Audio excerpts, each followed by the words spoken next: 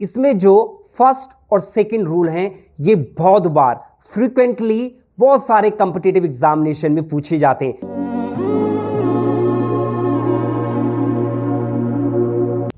Hello दोस्तों, फिर से एक बार हमारे YouTube चैनल प्यार के एडुलाइटमेंट में आप लोगों का स्वागत है। मैं हूं पंकज रमेश कपरूवान, एक करियर कोच, एक मेंटोर और प्यार के स्टडी पॉइंट में सीनियर फैकल्टी हूं। दोस्तों, आज हम 8 इंपॉर्टेंट रूल्स जो कि कॉम्पिटिटिव एग्जाम्स में फ्रीक्वेंटली पूछे जाते हैं वे एक स्टेटमेंट से सीखने वाले हैं।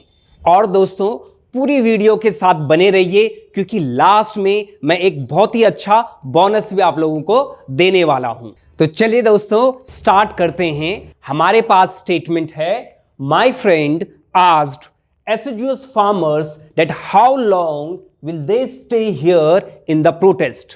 दोस्तों, यहां पे assiduous का मतलब है हार्ड वर्किंग। हमें पता है कि किस तरह हमारे किसान भाई अभी फार्मर्स बिल्स के अगेंस्ट प्रोटेस्ट कर रहे हैं और हम लोग किसान भाइयों की जो भी जेन्युइन डिमांड्स है उन सबको सपोर्ट करते हैं। एंड वी होप सो कि ये गतिरोध हमारी सरकार जल्दी रिजॉल्व कर लेगी। तो देखते हैं दोस्तों, इस स्टेटमेंट में किस तरह हम 8 रूल्स सीखने वाले हैं और इस स्टेटमेंट में कितनी गलतियां हैं। तो दोस्तों, इसमें देखते हैं कि सबसे पहला एरर क्या है।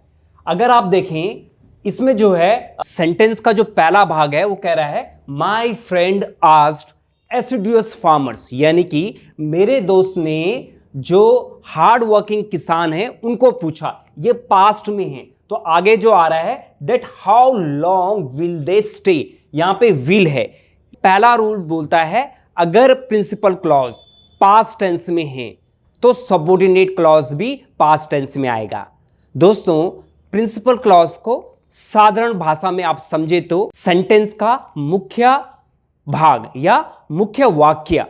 क्लॉज का मतलब आप सिंपली समझे कि एक छोटा वाक्य। क्लॉज में सब्जेक्ट भी होता है और वर्ब भी होता है और ये एक कंप्लीट मैसेज देता है। प्रिंसिपल क्लॉज है माय फ्रेंड आस्क्ड एसिडुअस फार्मर्स और ये पास्ट में है।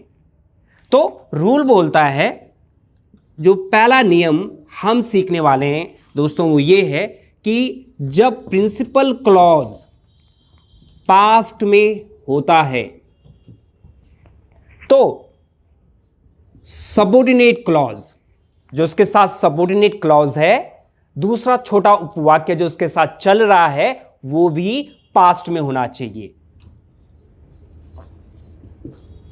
ये सबसे पहला रूल है जो हम सीखने वाले हैं। तो इस रूल के अकॉर्डिंग आप देखिए, यहां पे सेकंड फॉर्म है आस्क की, यानी कि ये पास्ट में है। तो सिंपल ये हमें हिंट दे रहा है कि आगे का हिस्सा भी पास्ट में होना चाहिए। दोस्तों, विल की जो पास्ट फॉर्म है वो होती है वुड। तो सिंपली पहले रूल के अकॉर्डिंग, यानी कि आगे अगर विल आपको यूज करना तो विल नहीं यूज करेंगे, आप उसकी पास्ट फॉर्म वुड यूज करेंगे।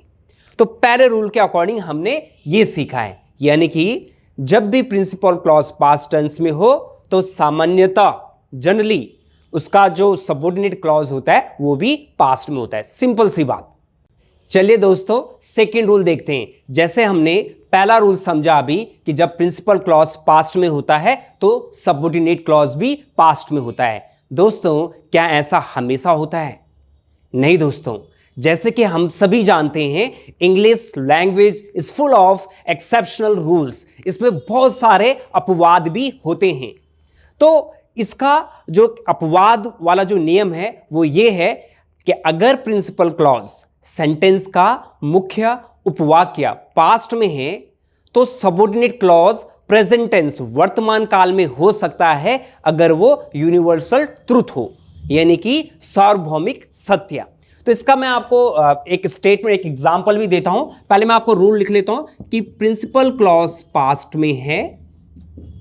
If the principal clause is in the past tense, जो सबऑर्डिनेट क्लॉज है वो प्रेजेंट में हो सकता है। The subordinate clause can be in present tense if it is universal truth. अगर ये जो स्टेटमेंट है वो यूनिवर्सल ट्रूथ है तो इस केस में इस केस में आगे वाला जो उपवाक्य है वो वर्तमान काल में हम लिख सकते हैं। मैं एक एग्जांपल भी आपको बताता हूं। जैसे मैं लिखूं, the teacher said that the earth revolved round the sun.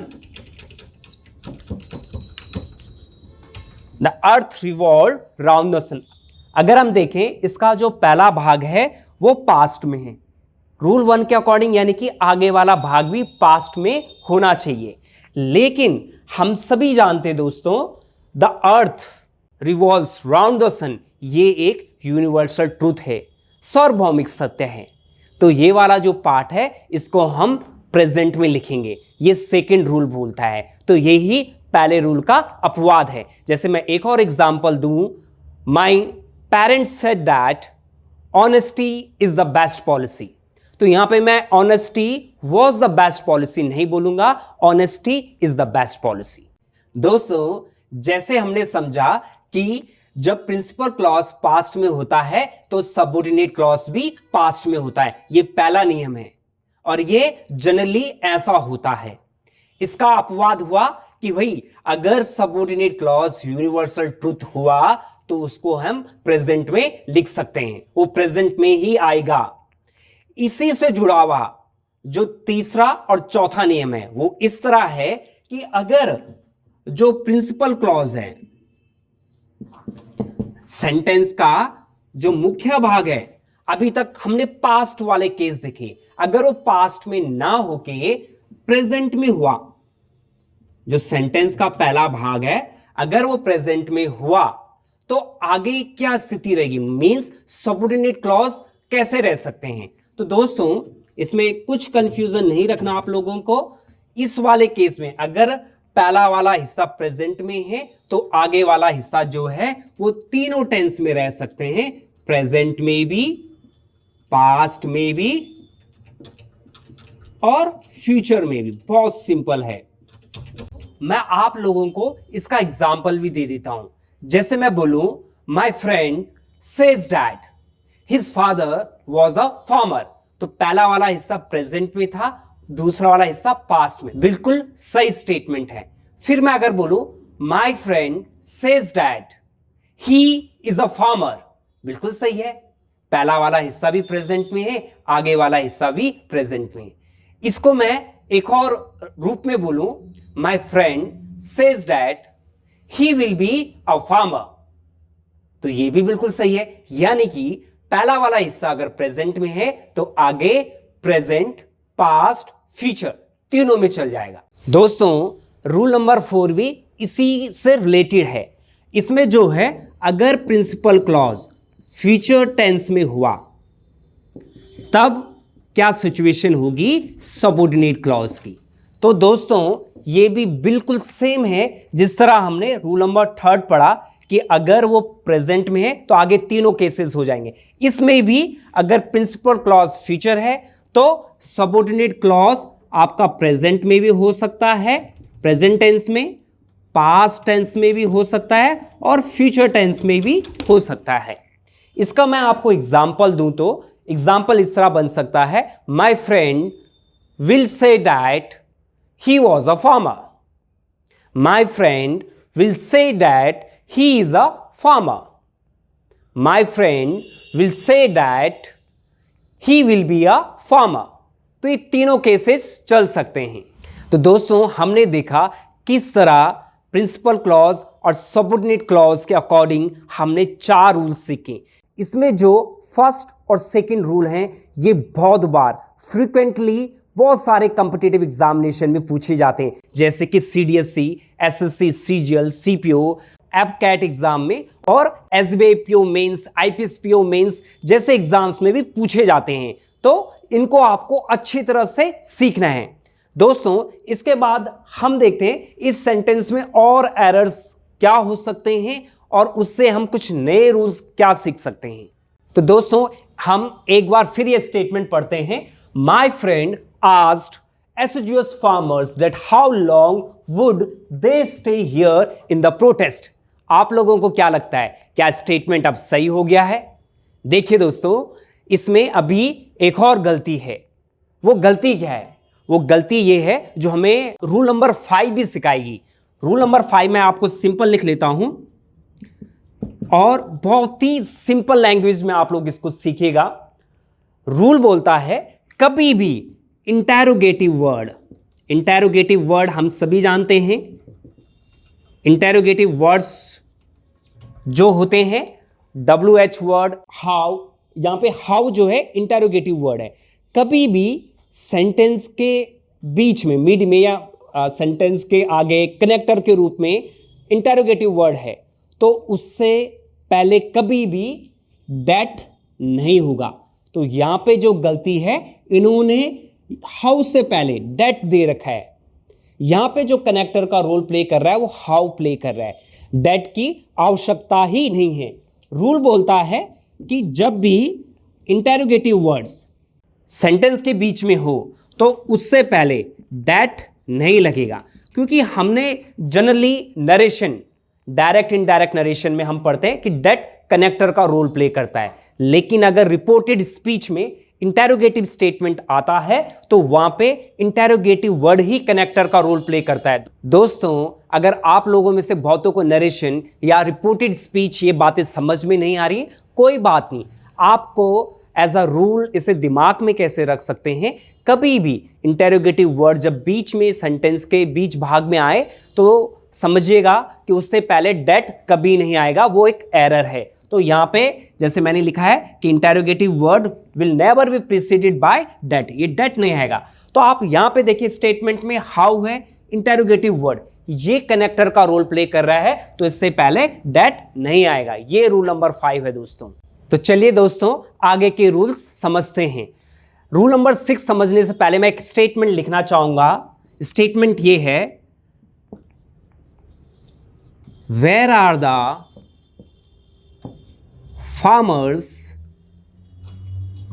protesting against the farmers bills? दोस्तों, अगर हम इस स्टेटमेंट को देखें तो ये एक इंटेरोगेटिव स्टेटमेंट है। अगर मैं इसे और डिटेल में बोलूं तो डबल इंटेरोगेटिव स्टेटमेंट है। तो जब ये स्टेटमेंट होता है और इसमें WH वर्ड या इंटेरोगेटिव वर्ड्स होते हैं तो इनके तुरंत बाद हेल्पिंग वर्ब आता है, फिर जो है सब्जेक्ट आता है। बहुत बार एरर्स में ये भी पूछे गए हैं दोस्तों। तो आपको ये समझना है कि भाई अगर इंटेरोगेटिव स्टेटमेंट है तो interrogative word is immediately followed by helping verb, तब सब्जेक्ट आता है। तो यहां पे इंटेरोगेटिव वर्ड है, हेल्पिंग वर्ब है और सब्जेक्ट है। इसी तरह हम स्टेटमेंट में देखें, यहां पे इंटेरोगेटिव वर्ड है, इंटेरोगेटिव वर्ड है हाउ, और यहां पे आगे विल आ रहा है जो कि यहां पे एक हेल्पिंग वर्ब की तरह काम कर रहा है, और उसके बाद ये सब्जेक्ट है। तो इसके अकॉर्डिंग तो ये सही है कि भाई पहले आपका interrogative word then helping verb, interrogative word then helping verb. दोस्तों, हम ये देखेंगे इस वाले केस में क्या ये सही है या गलत है। इससे पहले मैं आप लोगों को एक और चीज सेकंड पार्ट में मैं समझाना चाहूंगा। आप देखिए, मैंने जैसे इसको कहा ये डबल इंटेरोगेटिव स्टेटमेंट है। क्यों कहा?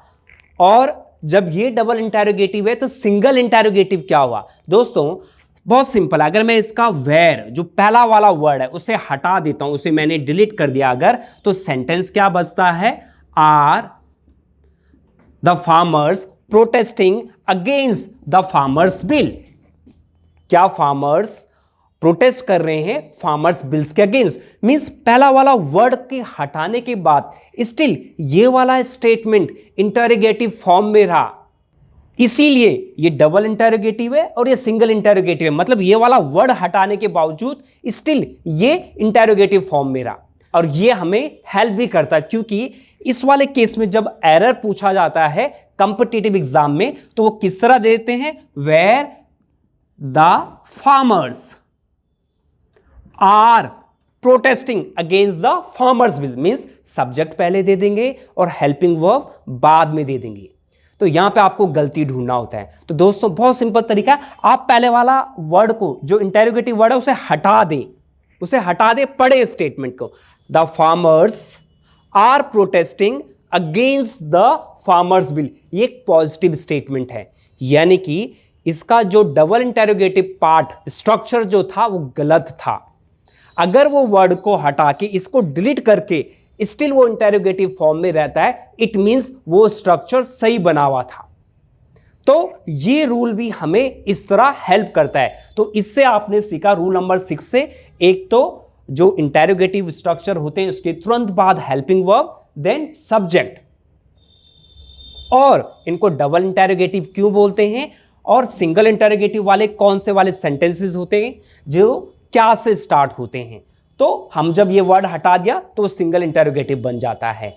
और डबल इंटेरोगेटिव सही स्ट्रक्चर बना है या नहीं बना है वो कैसे चेक कर सकते हैं, तो वो भी आपने सीखा है। तो नेक्स्ट रूल आप देखते हैं। दोस्तों जैसे कि मैंने आप लोगों से पूछा था क्या ये स्टेटमेंट अब सही है, how long would they stay, how यहां पे इंटेरोगेटिव वर्ड है, इसके बाद वुड हेल्पिंग वर्ब है, और यहां पे अगर आप देखें दे सब्जेक्ट है, सबऑर्डिनेट क्लॉज का सब्जेक्ट है ये। तो क्या ये सही है? अगर हम डबल इंटेरोगेटिव स्ट्रक्चर की बात करें तो उस वाले केस में तो इंटेरोगेटिव के बाद तुरंत हेल्पिंग वर्ब आता था, लेकिन इस केस में ऐसा नहीं है। इस केस में इंटेरोगेटिव वर्ड के बाद तुरंत सब्जेक्ट आना चाहिए। आप देखें रूल में यही बोलता है कि इंटेरोगेटिव सेंटेंस के अगर मिड में या बीच में कहीं पे भी है, it is immediately followed by subject, subject से फॉलो करता है, उसके बाद आपकी हेल्पिंग वर्ब आती है। तो इस स्टेटमेंट को अगर हमें सही करना तो ये कैसे होगा, how long they would stay, यानी कि ये वुड आपका यहां पे चला जाएगा और यहां पे आएगा how long they would stay. तो आप लोग देख रहे हैं कि इस स्टेटमेंट से किस तरह एरर्स बन सकते हैं। और दोस्तों एक और रीजन मैं आपको दूं क्यों यहां पे इंटेरोगेटिव वर्ड के बाद पहला सब्जेक्ट आ रहा है फिर हेल्पिंग वर्ब, क्योंकि ये इंटेरोगेटिव फॉर्म में नहीं है, ये पॉजिटिव स्टेटमेंट है, और पॉजिटिव स्टेटमेंट में सब्जेक्ट के बाद आपका जो है हेल्पिंग वर्ब आती है, ना कि हेल्पिंग वर्ब सब्जेक्ट के पहले आती है। तो इस तरह भी आप इस रूल को याद रख सकते हैं। दोस्तों रूल नंबर 8 बड़ा सिंपल है। रूल नंबर 8 जो मैं आपको बताने वाला हूं दैट्स वेरी सिंपल, कोई बड़ी बात नहीं है कि भाई डेट जो है कनेक्टर का रोल प्ले करता है, क्योंकि यहां पे तो हमने डेट को हटा दिया था। तो डेट भी कनेक्टर का रोल प्ले करता है, कहां करता है, जहां पे हम डायरेक्ट नरेशन को इनडायरेक्ट नरेशन में बोलते हैं तो वहां पे ये कनेक्टर का रोल प्ले करता है। बट हमने जो ऊपर रूल में पढ़ा था कि जब इंटेरोगेटिव वर्ड बीच में है तो उससे पहले डेट कनेक्टर का रोल नहीं प्ले करेगा। अगर हम नॉर्मली इसे डेट के साथ भी पढ़ें तो रीडिंग सेंस में बड़ा टफ है इसको पकड़ना कि ये सही है या गलत है। ग्रामेटिकली हमें ये समझना पड़ेगा कि भाई यहां पे डेट नहीं आएगा। तो दोस्तों इस तरह से हमने इस एक स्टेटमेंट की बदौलत हमने 8 रूल्स डिस्कस किए हैं और जिसमें हमने कुछ बहुत ही अच्छे पॉइंट्स भी सीखे हैं। तो दोस्तों इन रूल्स को समझने के बाद ये जो स्टेटमेंट है इसका जो हम सही स्ट्रक्चर और सही फॉर्म देखें तो वो ये बनता है, my friend asked assiduous farmers how long they would stay here in the protest। आप अगर इसमें देखें तो हमने पहले वाले रूल के अकॉर्डिंग ये पास्ट में था तो आगे भी पास्ट में होगा, यहां पे वुड कर दिया है। दूसरा हमने देखा यहां पे हमने हाउस से पहले जो डेट है कनेक्टर वो भी हटा दिया है। और जो हमने समझा था कि भाई इंटेरोगेटिव वर्ड अगर सेंटेंस के बीच में आएगा तो उसके बाद सब्जेक्ट आएगा, तो ये सब्जेक्ट आ गया और फिर ये हेल्पिंग वर्ब, तो ये भी हमने करेक्शन कर दी है।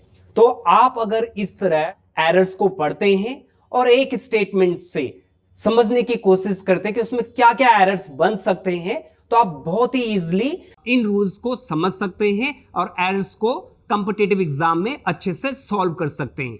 दोस्तों जैसे मैंने आप लोगों को बताया था कि मैं एक बोनस भी आप लोगों को दूंगा इन आर टूल्स के अलावा।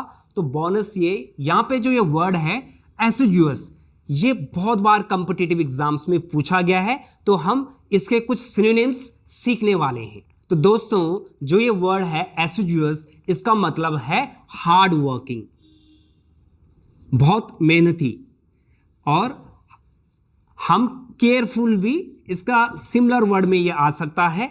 बट कॉम्पिटिटिव एग्जाम्स में जो इसके सिनोनिम्स बहुत बार पूछे गए हैं वो हैं आपके, एक वर्ड आता है डेलिजेंट, तो डेलिजेंट का मतलब भी होता है हार्ड वर्किंग। फिर आता है लेबोरियस, लेबोरियस को आप बड़ी इजी याद रख सकते हैं, इसका मतलब जैसे मैंने कहा हार्ड वर्किंग है, आप लेबर से कोरिलेट कर सकते हैं, निमोनिक टेक्निक जो मैंने सिखाई थी उससे आप यूज कर सकते हैं। तो लेबर यानी कि लेबोरियस, हार्ड वर्किंग। इसी तरह एक और वर्ड है जिसका सिनोनिम बहुत बार पूछा गया है, वो है इंडस्ट्रियस। तो इंडस्ट्रियस आप इसे इंडस्ट्री से कनेक्ट कर सकते हैं, अगर आप इंडस्ट्री में काम करते हैं you need to be hard worker, तो इंडस्ट्रियस भी इसका सिनोनिम है। एक और मैं वर्ड लिखूं तो इसका सिनोनिम बहुत बार जो कॉम्पिटिटिव एग्जाम में पूछा गया है, मेटिकुलस। इसी के साथ दोस्तों एक और वर्ड आता है सेडुलस, ये भी बहुत बार कॉम्पिटिटिव एग्जाम में पूछा गया है। और I will give you one more word that is attentive. तो अटेंटिव भी कहीं ना कहीं इसका सिमिलर वर्ड हो जाता है। दोस्तों यूपीएससी एग्जाम, एसएससी, एपकैट और भी कॉम्पिटिटिव एग्जाम में जो सिनोनिम्स वो पूछते हैं similar in meaning, nearest in meaning. तो एसिडुअस का यहां पे जो हमने सिनोनिम्स पढ़ा, हमने पहला पढ़ा हार्ड वर्किंग, केयरफुल, डेलिजेंट, बहुत बार कॉम्पिटिटिव एग्जाम में पूछा गया है। लेबोरियस भी बहुत बार पूछते हैं, इंडस्ट्रियस भी बहुत बार पूछा गया है, मेटिकुलस भी पूछा गया है और सेड्यूलस भी पूछा गया है। अटेंटिव थोड़ा नॉर्मल वर्ड है बट पूछा जा सकता है। दोस्तों अपने एक्सपीरियंस के बेस पे मैं आप लोगों को बता रहा हूं, इनमें जितने भी हमने सिनोनिम्स लिखे हैं they are very important and frequently asked in competitive examination. तो ये था दोस्तों आप लोगों के लिए बोनस। दोस्तों अगर आप लोगों को हमारी ये क्लास पसंद आई तो कमेंट में जरूर लिखिए कि आप लोगों को इन 8 में से कितने रूल्स समझ में आए, और अगर आप लोगों को हमारा पढ़ाया हुआ अच्छा लगता है तो हमारे इस चैनल को आप लाइक, शेयर एंड सब्सक्राइब जरूर कीजिए।